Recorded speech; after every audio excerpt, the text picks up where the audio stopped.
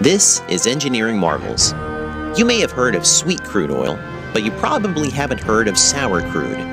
Odd adjectives for oil to be sure, but taste is exactly how oil was classified back in the 19th century when prospectors found that oil with little or no sulfur tasted sweeter. When it comes to oil, sulfur can be a nuisance, and not just because of the taste. When oil is burned as a fuel, some of the sulfur combines with oxygen to produce sulfur dioxide, which is a harmful air pollutant.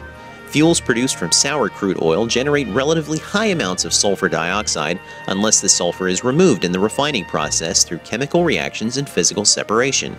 Unfortunately, most crude oil found in the world is too sour.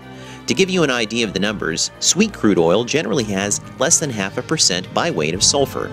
Crude oil from the Gulf of Mexico typically has 1% sulfur, while heavy crudes from Venezuela can have as much as 4.5% sulfur. Fortunately, the sulfur removed from crude oil can be used in vulcanizing rubber, making fertilizers and wallboard, and producing sulfuric acid. The truly impressive part of this is the amount of sulfur removed by the petroleum refining process. For every 20-gallon fill-up at the pump, 1 pound of sulfur was removed to transform crude oil into gasoline. That amounts to an average of 50 pounds of sulfur for each American per year.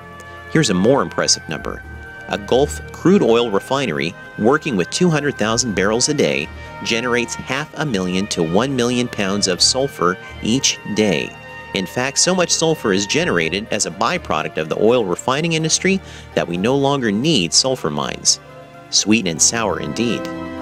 Engineering Marvels is a joint production of the Frank H. Dodderwhite College of Engineering at Texas A&M University, Kingsville, and South Texas Public Radio. Information is available at www.tamuk.edu/engineering. I'm Jason Martin.